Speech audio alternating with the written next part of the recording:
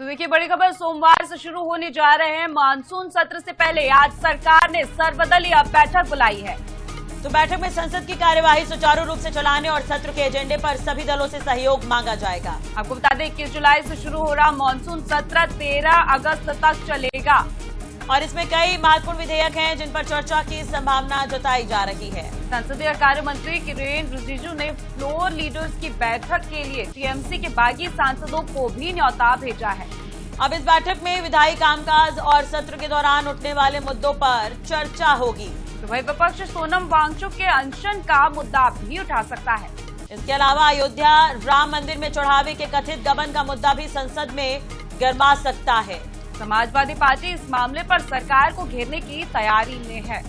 तो कई महत्वपूर्ण मुद्दे हैं जिन पर चर्चा होगी। मानसून सत्र में हंगामेदार रहेगा सत्र और उससे पहले आज सर्वदलीय बैठक होनी है 11 बजे।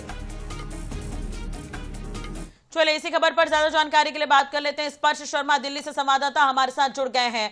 स्पर्श, आज सर्वदलीय बैठक बुलाई गई है, पूरी जानकारी इस बैठक को लेकर।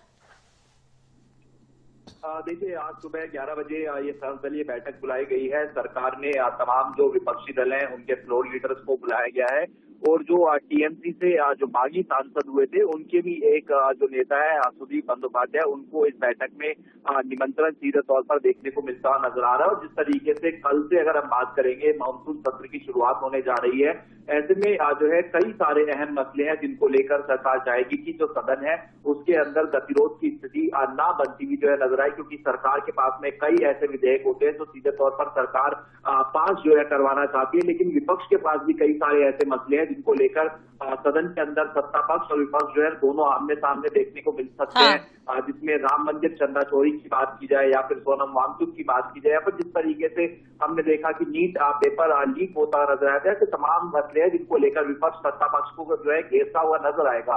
तो ऐसे में जो है सरकार की तरफ से हर बार मानसून सेशन या फिर कहें कि पार्लियामेंट सेशन से पहले इस तरह की जो सर्वदलीय बैठक है वो बुलाई जाती है ताकि जो सुचारू रूप से सत्र है उसको लेकर जो है तमाम विपक्षी दलों से सहयोग की अपेक्षा जो है सरकार करती हुई नजर आए। ठीक है स्पर्श, देखिए इस बार अगर हम आंकड़ों पर नजर डालते हैं तो आपने भी देखा, जैसा कि जानकारी भी हम दे रहे थे कि पश्चिम बंगाल में चुनाव हुए, बीजेपी सरकार में आ गई, जो सांसद जो बागी हुए हैं उन्हें भी मंजूरी मिल गई है इसमें आने की। तो उसे किस तरह से देख रहे हैं आप, यानी कि एनडीए की मजबूती समझे हम इसे?